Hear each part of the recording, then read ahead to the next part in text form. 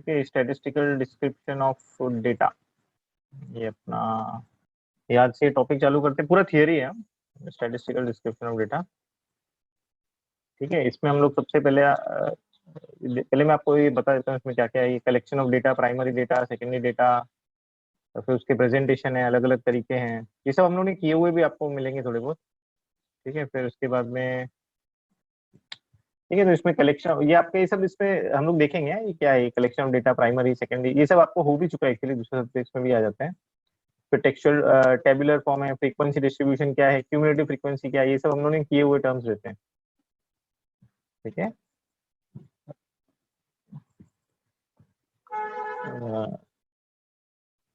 तो इसमें ये जो इतना सब दिया हुआ है ना अभी, चलो मैं एक बार स्टॉप शेयर कर देता हूँ।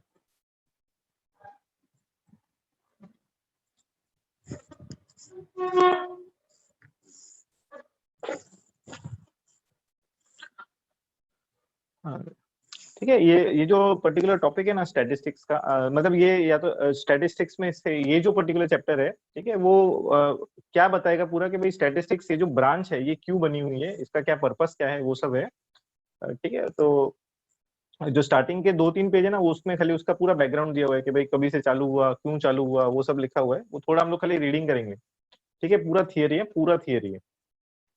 तो मैं कुछ इधर रीड नहीं करने वाला हूँ, मैं आप लोग से किसी ना किसी से रीड कराते रहूंगा। काफी सारे टर्म्स इसमें हम लोग पेजेस से ओमिट करते जाएंगे, क्योंकि सब वो लिखा हुआ है कि भाई कहाँ पे यूज होता है, क्यों यूज होता है, ये अच्छी बात है, ये ऐसा है, ये वैसा है, उसकी बड़ी बड़ी छोड़ेंगे, तो अपन लोग को उसमें कोई इंटरेस्ट नहीं है। ठीक है, खाली आगे पीछे की उधर बातें की हुई है। तो आपको अगर फुर्सत रहेगा तो आराम से उसको रीड करना, कुछ है नहीं उसमें, फिर बाद में आप लोग ही बोलेंगे सर ये क्यों दिया हुआ है इधर। ठीक है, तो मैं आप लोग के साथ में क्या इधर है ना, एक एक दो पेज है ना, स्टूडेंट्स आप लोग को बोलूंगा वही सेम वॉलंटियर करो, अपन लोग रीडिंग करेंगे। ठीक है, उसके बाद में फिर धीरे धीरे जो टॉपिक्स रहेंगे वो मैं आपको एक्सप्लेन करते चलूंगा बोर्ड पे। बाकी इसमें कोई सम्स एक भी नहीं है, खाली एक आधा वो पाई डायग्राम वगैरह का जो कैलकुलेशन है वो है। Introduction of statistics. The modern development in the field of not only management, commerce, economics, social sciences, mathematics, and so on, but also in our life like public services, defense, banking, insurance sector, tourism and hospitality, police and military, etc. are dependent on a particular subject known as statistics. Statistics does play a vital role in enriching a specific domain by collecting data in that field, analyzing the data by applying various statistical techniques, and finally making technical inferences about the domain. In the present world, statistics has almost a universal application. Our government applies statistics to make the economic planning in an effective and a pragmatic way. The businessmen plan and expand their horizons of business on the basis of the analysis of the feedback data. The political parties try to impress the general public by presenting the statistics of their performances and accomplishments. Most of the research scholars of today also apply statistics to present their research papers in an authoritative manner. Thus, the list of people using statistics goes on and on and on. Due to these factors, it is necessary to study the subject of statistics in an objective manner. हाँ, ठीक है, तो अब देखो इसमें ये जो पूरा लिखा हुआ है ये सब है ना स्टैटिस्टिक्स, एक सेकेंड ना। ठीक है, स्टैटिस्टिक्स कहाँ पे यूज होता है उसका थोड़ा एक ये बैकग्राउंड बताया, तो मैं आप लोगों को पहले स्टार्टिंग में बता दूं स्टैटिस्टिक्स होता क्या है। तो स्टैटिस्टिक्स बेसिकली है ना, इसको ऐसा बोला जाता है, स्टैटिस्टिक्स डील्स विद डेटा। ठीक है, खाली डेटा के ऊपर हमको कुछ काम करना रहता है, तो वो ब्रांच को स्टैटिस्टिक्स बोला गया है। मतलब इसमें हम लोग क्या करेंगे, जैसे अगर सपोज अभी जैसे आज की डेट में अभी कोविड टाइम्स चल रहा है, ठीक है, अभी कल अगर सब जब ये लॉकडाउन ओपन हो जाएगा तो कोविड के टाइम पे अपने को क्या प्रॉब्लम आई थी, ठीक है, कहाँ पे हमारे पास में हॉस्पिटल की कमी पड़ी थी, ये सब अपने को बाद में जाके ना रिसर्च के टॉपिक्स बनने वाले हैं। ठीक है, तो गवर्नमेंट जैसे यहाँ पे भी टर्म दिया है, गवर्नमेंट है ना ये सब डेटा जमा करती है, या सपोज किसी को भी कुछ मालूम करने का है तो ये सब पास्ट रिकॉर्ड्स है ना जमा किए जाएंगे। तो अभी जैसे अभी का जो टाइम चल रहा है ना उसमें भी देखोगे ना, तो हर जगह से डेटा जमा किया जाता है कि भाई ठीक है इधर इतनी डेथ हो रही है या इधर इतने पेशेंट्स मिले हैं। तो ये सब डेटा को कलेक्ट करना और फिर उसके ऊपर काम करना, this is what is the role of statistics. ठीक है, तो इसमें हम लोग क्या करते हैं, हमेशा डेटा को जमा किया जाता है। स्टार्टिंग में क्या रहता है डेटा को कलेक्ट करना। तो इसमें जैसे मैंने जो अंडरलाइन किया उसमें लिखा है, देखो जैसे statistics does play a vital role in enriching a specific domain by collecting the data in that field, मतलब वहां वो पर्टिकुलर टाइप का डेटा जमा करते हैं पहले, फिर analysing the data by applying various statistical techniques. ठीक है, उसके बाद में डेटा के ऊपर एनालिसिस होता है, मतलब क्या, उससे हम लोग कुछ कंक्लूजन इन्फ्रेंसेस निकालते हैं। ठीक है, जैसे अगर आप लोग ने टीवी, अगर आप लोग देखते रहोगे, न्यूज देखते रहोगे, तो उसमें देखो आपको मालूम चलेगा। हमें भी अंडरलाइन करना है, हाँ आप लोग कर लो, जो मैं अंडरलाइन कर रहा हूँ आप लोग भी कर लो अगर बुक्स है तो। Obviously। ठीक है, तो अ, जैसे आप लोग टीवी देखोगे तो अ, आज कितने कोविड पेशेंट्स मिले हैं उसका फ्यूचर प्रोजेक्शन भी दिया हुआ रहता है कि भाई अगर यही स्पीड पे चलते रहा तो एक महीने बाद कितना होगा।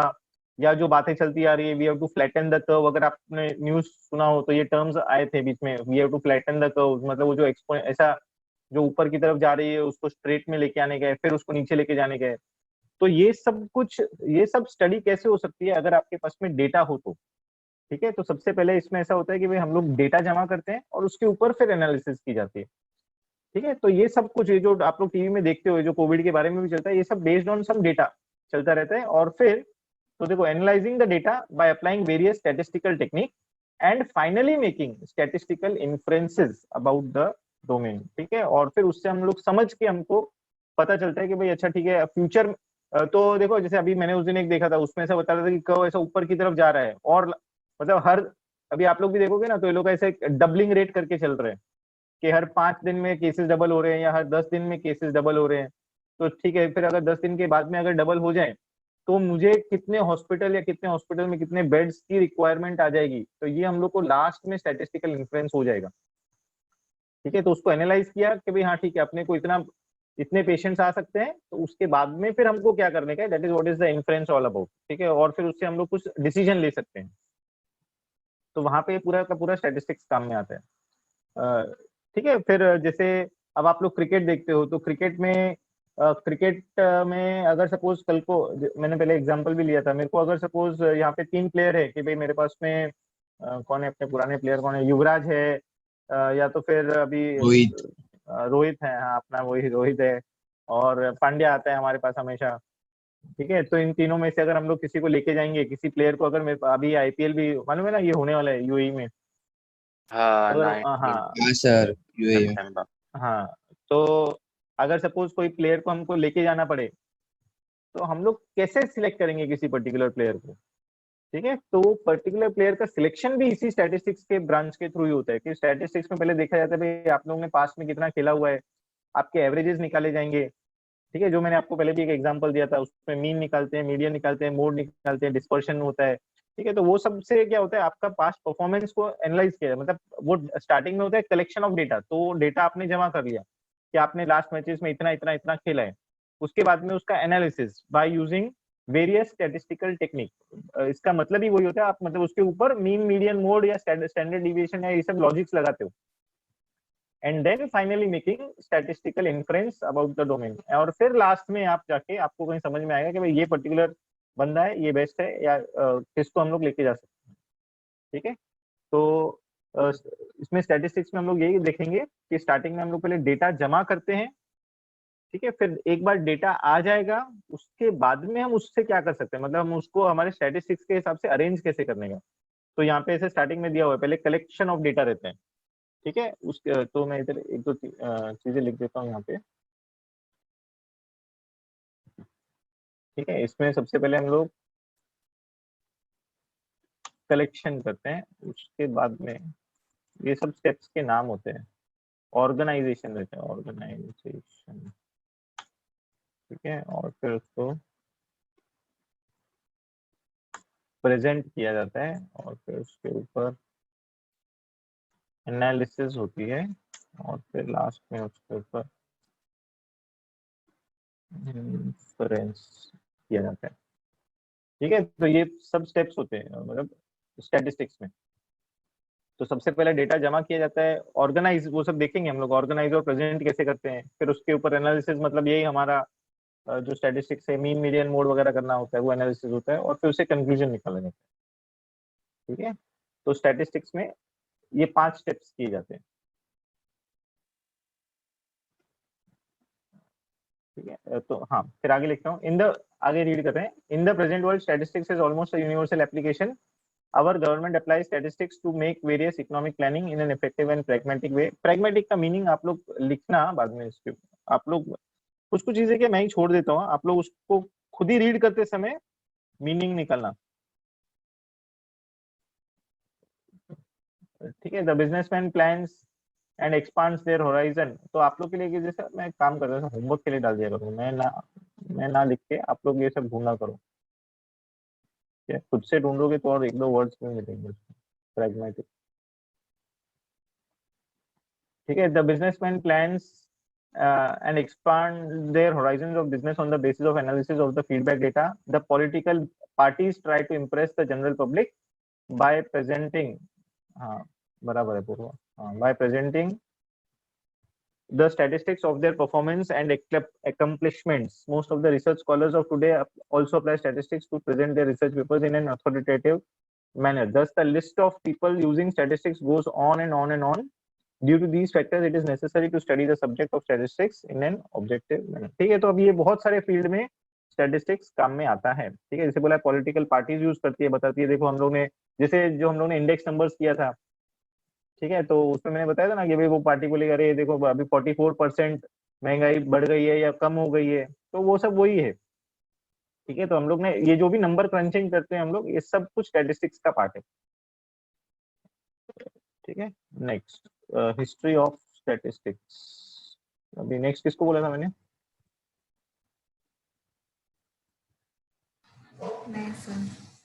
हाँ एक सेकंड, हाँ करो, रीड करो। History of statistics. Going through the history of ancient period and also that of medieval period, we do find the mention of statistics in many countries. However, there remains a question mark about the origin of the word statistics. One view is that statistics is originated from the Latin word status. According to another school of thought, it had its origin in the Italian word statista. Some scholars believe that the German word statistic was later changed to statistics, and another suggestion is that the French word statistique was made as statistics with passage of time. In those days, statistics was analogous to state, or to be more precise, the data that are collected and maintained for the welfare of the people belonging to the state. We are thankful to Kautilya who had kept a record of births and deaths as well as some other precious records in his famous book Arthashastra. During Chandragupta's reign in the 4th century BC, during the reign of Akbar in the 16th century AD, we find statistical records on agriculture in Ain-e-Akbari written by Abu Fazl. Referring to Egypt, the first census was conducted by the pharaoh during 300 BC to 2000 BC. ठीक है, तो इसमें खाली उसका history, मतलब ये कहाँ से इसका ओरिजिन क्या था स्टैटिस्टिक्स का, उसके बारे में बोला है। ठीक है, तो ऑब्वियस होता है किसी भी टॉपिक पीछे के ड्यूरेशन में कहाँ तक जाता है वो कोई आज तक कभी वो सब ट्रैक नहीं कर सकते हैं। ठीक है, तो वो सब इसमें जनरल बताया कि ऐसा हो सकता है कि वन व्यू ऑफ, जैसे वो वर्ड लिखा है, however there remains a question mark about the origin of the word statistics, कहाँ से आया किसी को मालूम नहीं। तो one view of is that statistics is originated from Latin word status, वहाँ पे यूज होता रहेगा, जर्मन में स्टैटिस्टिक बोला है। ठीक है, फिर फ्रेंच में भी स्टैटिस्टिक दिया हुआ है। फिर उसके बाद में और एक था ना, लैटिन हो गया, इटालियन, हाँ जर्मन हो गया, बराबर है, और एक फ्रेंच। ये चार, ये आप लोग मैंने अंडरलाइन किया है इधर, ये चारों वर्ड्स पीछे आपको ऑब्जेक्टिव में मिल जाएगा एक आधा। ठीक है, तो ये उसका ओरिजिन के बारे में बात किया हुआ है। ठीक है, इसके अलावा जैसे यहाँ पे बोला है कि भाई Kautilya who had kept a record of births and deaths. ठीक है, तो मतलब पहले के टाइम पे ऐसा प्रॉपर अरेंजमेंट, या जैसे हम लोग अभी डेटा जमा करते हैं वैसा कुछ उसके ऊपर काम नहीं होता था, लेकिन ऐसा बोला गया है कि उसने, कौटिल्य ने क्या किया था, कौन कितने लोग उधर पैदा हुए हैं, कितने लोग मर गए हैं, उसकी खाली उसने एक रिकॉर्ड रखी थी। ठीक है, तो फिर वही है कि भाई वही रिकॉर्डिंग ही हम लोग स्टैटिस्टिक्स बोलते हैं, तो वो टाइम पे भी वो करता था। ठीक है, अर्थशास्त्र करके वो उसकी कोई बुक थी। फिर उसके बाद में ये उसने किसने, during the rain of Akbar in the 16 we find statistical records on agriculture in N.A. Akbari written by Abu Fazal, ठीक है, स्टैटिस्टिकल रिकॉर्ड्स ऑन एग्रीकल्चर, फिर से वही कि भाई उधर कितने लोग ने कितना अमाउंट पैदा किया रहेगा, ये एग्रीकल्चर के अंदर का पूरा रिकॉर्ड जो लोग ने मेंटेन किया था, बस ऐसा इसमें बताया हुआ है। तो ये उसका पास्ट है, ठीक है। एक सेकंड में जरा इसकी एक फोटो ले लेता हूँ, जो भी मैंने अंडरलाइन भी किया है, ताकि फिर आपको काम में आ जाएगा ये। Definition of statistics. We may define statistics either in a singular sense or in a plural sense. Statistics, when used as a plural noun, may be defined as data, qualitative as well as quantitative, that are collected, usually with the view of having statistical analysis. However, statistics, when used as a singular noun, may be defined as a scientific method that is employed for collecting, analyzing, and presenting data, leading finally to drawing statistical inferences about some important characteristics. It means it is science of counting or science of averages. Application of statistics. Among various applications of statistics, let us confine our discussion on the fields of economics, business management, and commerce and industry. बस बस बस बस, ठीक है। तो start देख लो क्या है इसमें, वी में डिफाइन स्टैटिस्टिक्स, ये पीछे ऑब्जेक्टिव्स में, स्टैटिस्टिक्स में बी डिफाइंड इन, तो ये ऐसा है, इन सिंगुलर सेंस और इन अ प्लूरल सेंस, ठीक है। फिर इधर एक ये मिसप्रिंट है, इसके बाद में इधर एक फुल स्टॉप आता है, ठीक है, फुल स्टॉप में, हाँ फुल स्टॉप। फिर उसके बाद में आगे से चालू किया, statistics when used as a plural noun may be defined as data qualitative and data quantitative, ठीक है। तो प्लूरल के टाइम पे ऐसा, इसका कोई मेरा ऐसे सिर्फ इतना ही दिया हुआ है, प्लूरल अगर टर्म्स में लेते हैं तो उसको बोला जाता है data qualitative as well as data quantitative that are collected, सिर्फ डेटा को जमा करना, वो इसमें दिया हुआ है प्लूरल सेंस में, ठीक है। और फिर however statistics when used as a singular noun may be defined as a scientific method that is employed for collecting, analyzing, presenting, leading finally to drawing statistical inferences, ठीक है। इतना आप लोग को ध्यान में रखने का है, ठीक है। तो पीछे ऑब्जेक्टिव्स में है singular sense, plural sense. Singular आपको ऐसा ध्यान में रखना है, खाली प्लूरल में रहेगा तो बोलने का data qualitative and data quantitative, qualitative data क्या होता है, क्वांटिटेटिव क्या, ये सब आगे आएंगे, ठीक है। और statistics when used may be defined as scientific methods, scientific methods को मतलब ये खाली टर्म्स बताएं कि भाई सिंगुलर नाउन, तो वो टाइम पे साइंटिफिक मेथड करके वर्ड बोला तो सिंगुलर नाउन ऐसा बोलने का, नहीं तो डेटा क्वालिटेटिव क्वांटिटेटिव ऐसा बोला तो बोलेगा ठीक है ये प्लूरल, वर्ड वही है स्टैटिस्टिक्स, लेकिन जैसे उसका बोला है सेंस अलग है, सिंगुलर सेंस प्लूरल सेंस वैसा, तो उसका कुछ ये बस इतना ही है इसमें। अच्छा, इसके बाद में है ना ये सब है, आपको ये एप्लीकेशन ऑफ स्टैटिस्टिक्स ये सब आपको कट करने का है, ये सब कुछ नहीं आएगा, ठीक है। उसके बाद में हाँ यश आप कंटिन्यू करना, लिमिटेशंस ऑफ स्टैटिस्टिक्स से। Limitation of statistics. Before applying statistical methods, we must be aware of the following limitations. First, statistics deals with the aggregates. An individual to a statistician has no significance except the fact that it is a part of the aggregate.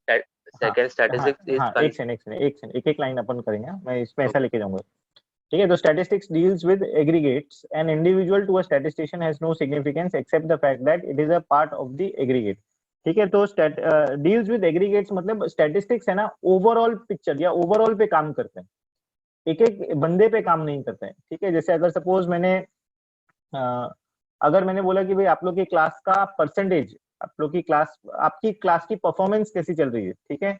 और अगर मैं जैसे कोई मेरे को आके sir एकदम से जिया सर बोलते हैं सर इन लोग का एवरेज परसेंटेज क्या चल रहा है या कैसा ये लोग परफॉर्म कर रहे हैं, तो मैं क्या बोलूंगा, मैं आप लोग के सबका टोटल कलेक्ट करके उनको एक एवरेज निकाल के दूंगा। सपोज तुम लोग का एवरेज आ गया 80 आ गया, ठीक है। तो 80 मतलब क्या ओवरऑल एवरेज है। अब अगर लेकिन अगर मेरे को सर पूछेंगे कि भाई इस स्टूडेंट का कितना है उस स्टूडेंट का कितना है, तो हम लोग है ना उसमें ध्यान ही नहीं देते, हम लोग क्या बोलते हैं भाई ठीक है बस ये हम लोग का एवरेज है, ठीक है। तो ये स्टैटिस्टिक्स में ऐसा ही रहता है कि भाई हम लोग कभी भी सिंगल सिंगल की बातें नहीं करते बैठेंगे। तो statistics always deals with aggregates. An individual to a statistician has no significance except the fact that it is a, सिर्फ वो उसका एक हिस्सा है, इसके अलावा हमारे लिए कुछ नहीं है, बस खाली हम लोग उसको जमा करते रहते हैं। Yes, second point. Second, a statistics is concerned with quantitative data. However, qualitative data also can be converted to quantitative data by providing a numerical description to the corresponding qualitative data. हाँ, तो second point है इसमें, statistics is concerned with quantitative data. ये बहुत important है, ये पीछे objectives में रहेगा। इसमें सबसे ज्यादा इंपॉर्टेंट या सिर्फ जो चीज इंपॉर्टेंट चलती है वो होती है वैल्यू। क्वांटिटेटिव डेटा हम लोग पूरा का पूरा स्टैटिस्टिक्स है ना नंबर से खेलते हैं, तो उसको क्वांटिफाई या क्वांटिफाइड डेटा रहता है या क्वांटिटेटिव डेटा रहता है, ठीक है। तो जिसको हम लोग मेजर कर सके सिर्फ हम लोग वो डेटा पे काम करते हैं। लेकिन कई बार हमारे पास में सिचुएशन ऐसी आती है कि जब जिस डेटा को है ना हम लोग है ना क्वांटिफाई नहीं कर पाते, ठीक है। अभी नहीं कर पाएंगे तो हम उसको स्टैटिस्टिक्स में यूज नहीं कर सकते, और अगर स्टैटिस्टिक्स में तो फिर हम लोग उस डेटा का करेंगे क्या, ठीक है। जैसे से फॉर एग्जांपल अगर मैं बोलता हूँ क्या आप लोग मुझे लगता है कि आप लोग होशियार नहीं हो, तो मेरे को बताओ आप लोग होशियार हो कि नहीं हो। मेरे को जरा चैट पे इसके आंसर लिख के देना, चैट पे मैं देखता हूँ क्या मेरे को आप लोग, ठीक है। मुझे तो नहीं लग रहा है कि भाई आप लोग होशियार हो, तो आपको क्या लगता है आप लोग होशियार हो क्या, बोलो यस या नो। देखा अभी यस तो बोलते हैं हाँ है, ठीक है। लेकिन ये आपका मानना है, ठीक है, ये आपका मानना है, आप इसको प्रूव कर सकते हो क्या। मतलब अगर मैं स्टडी करने जाऊं, मैं अगर किसी को बोलूं हाँ भाई ये तो बच्चा बहुत होशियार है रे, लेकिन मैं, वो दूसरा बोलेगा मेरे को भी नहीं लगता, मैं बोलता मेरे को भी नहीं लगता, लेकिन ये बोलता तो है मैं होशियार हूँ। तो ऐसा कैसे आप लोग ने कैसे जाना कि भाई आप लोग होशियार हो। मीना तो बोल ही रहा है कि भाई नहीं है ठीक है, एकदम एडमिट ही कर दिया उसने। तो आप लोग मेरे को बताओ आप लोग कैसा, तो हम लोग जैसे वही बात है कि भाई अगर सपोज जैसे कल को एक क्विज कंपटीशन होने वाला है, तो मैं सोचता हूँ यार इधर से 2-4 स्टूडेंट्स को लेके जाऊं, तो सब मैं पूछता हूँ अरे भाई कौन होशियार कौन है इधर, तो सब बोले सर मैं होशियार है, मैं बोला ऐसा कैसे तुम बोलते हो होशियार है, ठीक है। तो ये सब आप लोग जो बोल रहे हो ना आपकी होशियारी, तो आपकी होशियारी जो है ना ये सिर्फ एक क्वालिटी है, मेरे को उससे कोई लेना देना नहीं है, आप ऐसे कुछ भी बोलते हो। लेकिन स्टैटिस्टिक्स में क्या चाहिए अपने को ना, ऐसा नहीं चलता है, रफ में कुछ नहीं चलेगा। तो मेरे को आप लोग बता सकते हो कि आप लोग कैसे प्रूव करोगे कि आप लोग होशियार हो, आपको क्या मालूम आप होशियार हो। या किसी को ऐसा देख के बोल सकते हो कि अरे तू ऐसा दिखता है इसके लिए तू होशियार होगा ही होगा, ऐसा कुछ हो सकता है क्या। तो आप लोग अपने होशियारी को कैसा मेजर कैसे करते हो, हमारे परफॉर्मेंस, हाँ तो ये परफॉर्मेंस कैसे निकाला जाता है। हाँ तो as per our education system marks से measure, correct, very good, grade से, मार्क्स से, वेरी गुड, ठीक है। तो इसके लिए ये सब सिस्टम्स बनाए जाते हैं। तो हम लोग क्या करते हैं, हम लोग हम लोग के पास में ना क्वालिटेटिव रहता है, मतलब जैसे कि आप लोग होशियार हो कि नहीं हो, तो वो क्वालिटी को हम लोग क्वांटिटी में कन्वर्ट करते हैं, ठीक है। तो उसके लिए वो एग्जाम्स होते हैं। आज आप लोग को मालूम चल गया रहेगा आप लोग के एग्जाम्स क्यों होते हैं, ठीक है। कि आप लोग ताकि आपकी होशियारी जो आप लोग बोलते हो मैं बहुत होशियार है, तो उसको मेजर किया जाता है, ठीक है। और फिर उसके ऊपर स्टैटिस्टिकल एनालिसिस वगैरह होती है कि भाई ठीक है, अब जैसे आप लोग की क्लास का परफॉर्मेंस अगर कोई पूछेगा, तो मैं बोलूंगा कि भाई ठीक है इधर का 80% परफॉर्मेंस चल रहा है, तो कैसे मालूम चला मेरे को, मैंने आप लोग के टेस्ट लिए रहेंगे, ठीक है। तो उससे जब एवरेज निकला तो अपने को मालूम चला कि ये क्लास की परफॉर्मेंस कैसी है। तो इसमें आगे एक टर्म आता है, generally what we do is we convert the qualitative data into quantitative data and then we work on it, ठीक है। तो लिमिटेशन ऑफ स्टैटिस्टिक्स में बोला है कि statistics is concerned with quantitative data, however qualitative data also can be converted to quantitative data by providing a numerical description to the corresponding qualitative data, ठीक है। तो ये हो गया second point. Third point, future projections of sales, production, price and quantity, etc. are अरे possible मुर्गा बोल रहा है बात, are हाँ sorry possible continue under a continue. specific set of conditions. If any of these conditions is violated, projections are likely to be inaccurate. Inaccurate, ठीक है। तो अभी आप लोग मेरे को बताओगे फ्यूचर प्रोजेक्शंस का टर्म आपने सुना है क्या कहीं पे, चैट में लिख के बताना मेरे को, फ्यूचर प्रोजेक्शंस ये हम लोग ने कहीं पे किया है क्या हमारे स्टैटिस्टिक्स की जर्नी में, ठीक है। अभी खत्म हो रहा है स्टैटिस्टिक्स हमारा, हाँ रिग्रेशन में किया था, वेरी गुड, ठीक है। तो रिग्रेशन में मैंने बताया था जैसे कि भाई आप लोग फ्यूचर प्रोजेक्शन कर सकते हो, ठीक है। हाँ बराबर, तो फ्यूचर प्रोजेक्शन हम लोग ने देखा था स्टैटिस्टिक्स में होता है, ठीक है। लेकिन अभी लिमिट जैसे यहाँ पे ना लिमिटेशन ऑफ स्टैटिस्टिक्स, तो इसमें क्या सब चीज की बुराई कर रहा है ये। तो ये क्या बोल रहा है कि future projection of sales, production, price, quantity etcetera are possible under a specific set of conditions. If any of the condition is violated, projections are likely to be inaccurate, ठीक है। तो जैसे बोलते हैं ना आइडियल कंडीशंस में अगर हम लोग काम करते हैं, सब कुछ ए टू जेड वैसे का वैसा फॉलो किया, तो हम लोग जो फ्यूचर बता सकते हैं वो करेक्ट आएगा। लेकिन अगर कुछ भी चीज इधर की उधर कर दी, तो आपका फ्यूचर प्रोजेक्शन रॉन्ग हो सकता है, ठीक है, तो वैसे भी हम लोग स्टार्टिंग से ही बोला जाता है कि भाई ये सब एक अप्रोक्सीमेट स्टडी रहती है स्टैटिस्टिक्स, ये खाली आपको फ्यूचर के बारे में एक रफ अंदाजा दे सकते हैं। तो इसको उसको एक लिमिटेशन के फॉर्म में इधर बोला हुआ है कि it is a limitation. Obviously हम लोग भगवान तो नहीं है कि भाई फ्यूचर को एग्जैक्ट प्रोजेक्ट करेंगे, तो ये उसकी एक लिमिटेशन है। और लास्ट पॉइंट इसमें